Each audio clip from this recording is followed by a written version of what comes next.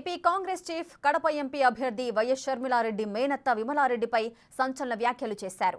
విమలమ్మ కుమారుడికి సీఎం జగన్మోహన్ రెడ్డి అప్పగించిన పనుల వల్ల ఆర్థికంగా బలపడ్డారని షర్మిల ఆరోపించారు. అందుకే ఆమె జగన్కు మద్దతుగా మాట్లాడుతున్నారని అన్నారు. హత్యకు గురైంది సొంత అన్నయ్య అనే విషయం విమలమ్మ తెలుసుకోవాలని షర్మిల పేర్కొన్నారు. ఆమెకు వయసు మీద పడడం మూలంగా ఇలాంటి మాటలు మాట్లాడుతోందని షర్మిల అన్నారు. చిన్నాన్న వివేకానందరెడ్డి విమలమ్మకు చేసిన మేలు మర్చిపోయారన్నారు. ఆధారాలు లేకుండా మాట్లాడటం లేదు. విమలమ్మ గారు మా మేనత్తే.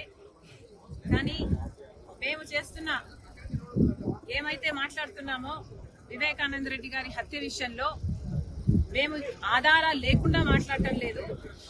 ఏమైతే సిబిఐ చెప్తుందో అవే ఆధారాలు ఉన్నాయి అని మేము మాత్రమే ఎత్తి చూపుతున్నాము.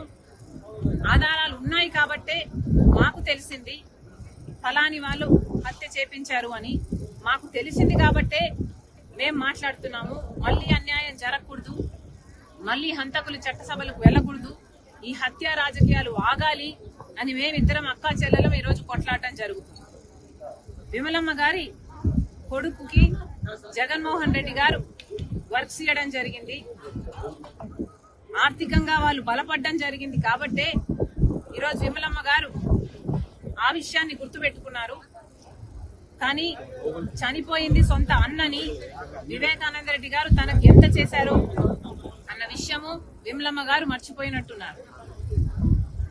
వయసులో పెద్దపడ్డారు, వయసు వచ్చింది, మర్చిపోవడం సహజమే, మర్చిపోయినట్టున్నారు. అందులో ఎండాకాలం కాబట్టి ఇలాంటి